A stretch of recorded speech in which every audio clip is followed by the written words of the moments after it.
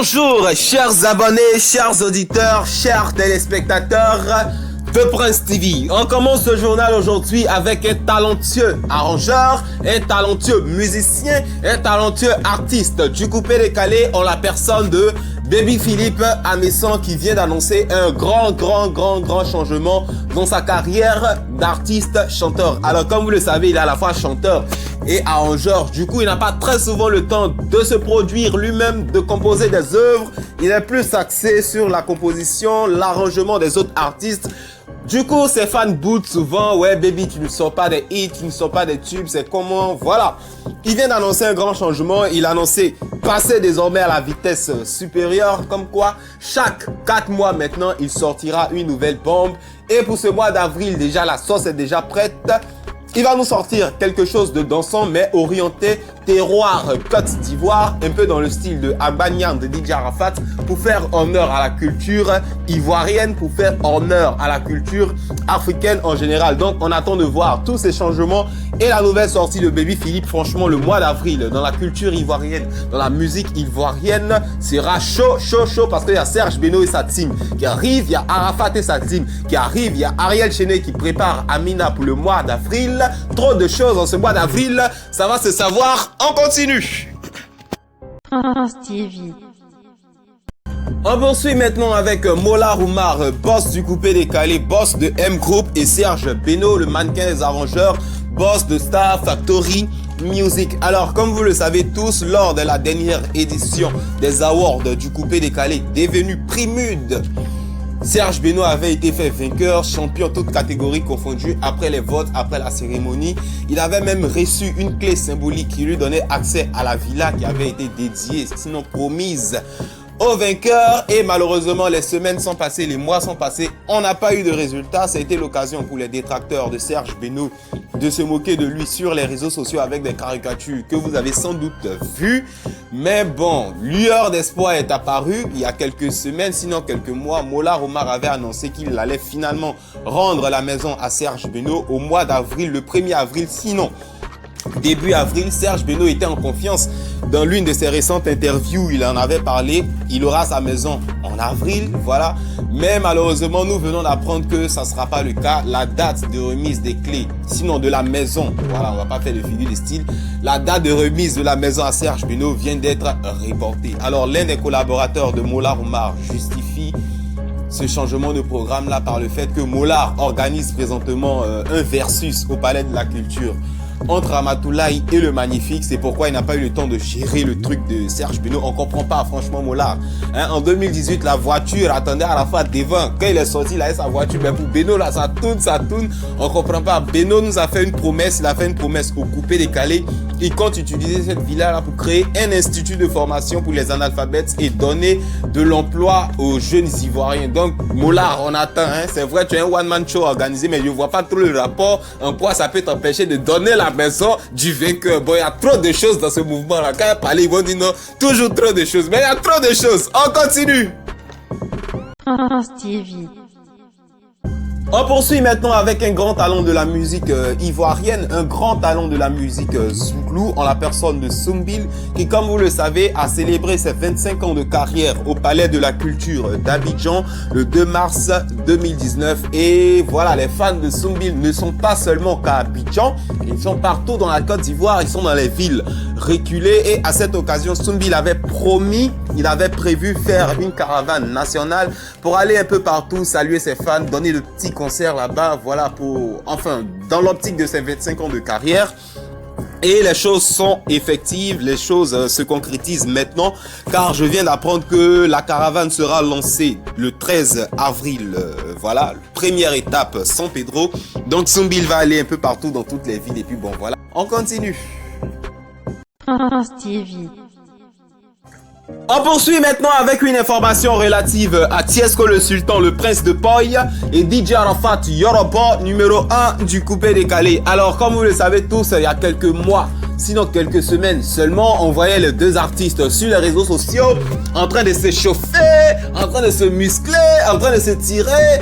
Après avoir signé un soi-disant contrat de boxe MMA à Abidjan, et voilà, en tout cas ils ont donné l'impression qu'ils vont se battre.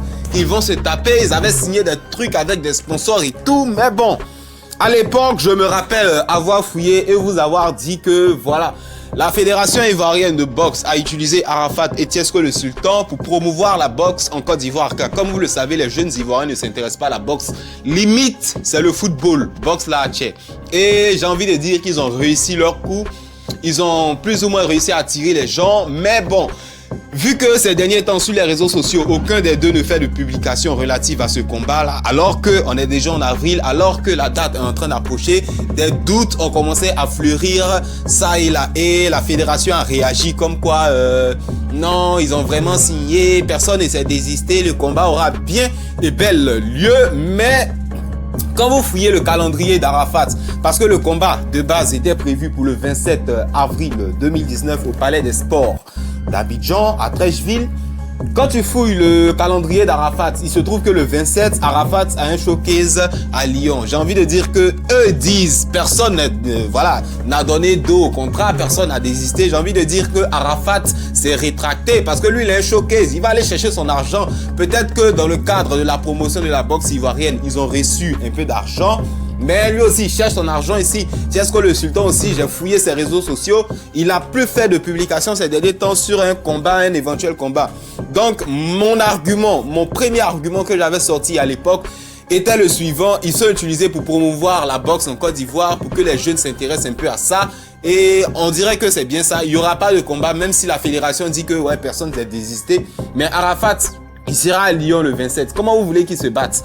Et puis bon, franchement, hein, vous êtes deux artistes, vous avez parlé sur les réseaux sociaux. Si quelqu'un est couché sur les rings, si le maga et qu'il est couché là-bas, vous connaissez Bouche des Ivoiriens, hein, tu as parlé sur les réseaux sociaux, que ce soit Tiesco le Sultan, que ce soit Arafat, si t'ont frappé là-bas, c'est dangereux. Donc que chacun reste dans son coin. Tiesco a sorti abusé, il fait la promotion pour le moment, il cherche son argent. Arafat aussi dans ses showcases, il cherche son argent. Restez chacun dans son coin. Ne vous donnez pas rendez-vous à Abidjan pour aller vous frapper. Mais si un est couché sur le ring, vous connaissez Bouche des Ivoiriens. Voilà.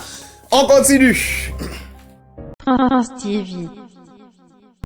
On poursuit maintenant avec une information relative à l'artiste ivoirien DJ Rodrigue qui serait poursuivi par la justice française. Sinon, dans les jours ou dans les semaines à venir, sera poursuivi par la justice, par la police française pour abus de confiance. Et voilà, on parle d'escroquerie, une histoire de voiture. Alors, l'histoire est très longue, je vais essayer d'être bref, je vais essayer de couper certaines parties pour que vous compreniez très simplement.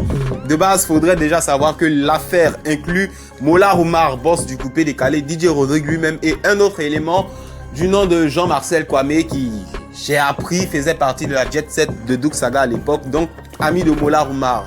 Alors comme ça, DJ Rodrigue est venu à la résidence de Mola et il a vu la voiture qui appartenait, sinon qui appartient au dénommé Jean-Marcel Kwame. Du coup, voilà, Rodrigue est tombé sous le charme de la voiture. Il a demandé à Mollard de prendre la voiture. Mollard lui a demandé non, adresse-toi directement à son vrai propriétaire. Il s'est adressé au propriétaire. Le propriétaire, Jean-Marcel Kwame, ne voulait pas vendre la voiture. Il lui a demandé pardon, hein, d'après lui-même ses termes. Il lui a demandé pardon. Ils ont signé un contrat de 3,5 millions et DJ Rodrigue a payé seulement 1,1 million. Il a la voiture, mais on l'appelle, il décroche plus, il répond plus. Bon. Le Jean-Marcel Kwame, le dénommé Jean-Marcel Kwame, il a essayé d'abord une tentative sur les réseaux sociaux. Vu qu'on ne prend plus ses appels, DJ Rodrigue ne prend plus ses appels. C'est clair, il t'a grugé, il te répond plus. Voilà, on n'a pas présentement la version de DJ Rodrigue, mais c'est les faits qui sont là. Du coup, lui, il veut porter plainte au niveau de la justice française pour abus de confiance, pour vol même, j'ai envie de dire, parce que voilà, c'est pas ce qui avait été dit au début. Côté DJ Rodrigue, on se rappelle qu'il y a quelques semaines...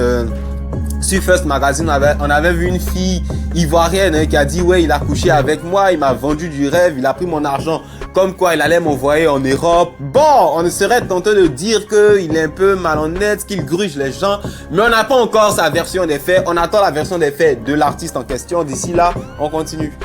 France TV. On termine ce journal en sport avec l'attaquant togolais Emmanuel Seyi Adebayor qui vient de raccrocher les crampons, qui vient de signer la fin de sa carrière internationale. En d'autres termes, il ne portera plus le maillot togolais, ne foulera plus le sol d'un terrain de foot pour défendre les couleurs de sa nation, les couleurs de son pays. Il a pris sa retraite, voilà. Il estime qu'il a fait 19 ans en train de lutter pour la nation et maintenant il est fatigué. Il a 35 ans, il faut qu'il se repose. Il faut laisser la place aux jeunes et surtout que le Togo est éliminé pour la CAN, enfin dans le processus de qualification pour la CAN 2019. Ils sont éliminés, donc c'est même pas la peine même de dire il va être chic encore. Et puis bon, trop de choses. Alors, l'âge d'or du foot africain est en train de tourner. Drogba est parti, Eto'o est parti, maintenant Adebayor, Okocha même il est parti bien avant. Trop de choses, bien de choses et puis bonne continuité puisqu'il continue de jouer en club. C'est l'équipe nationale qu'il a décidé d'arrêter et puis bon voilà. C'est tout pour ce journal. Merci pour ceux qui sont restés jusqu'à la fin, pour ceux qui nous ont suivis jusqu'à la fin. À bientôt sur notre chaîne pour de nouvelles éditions, pour de prochaines éditions. Au revoir. Prince TV.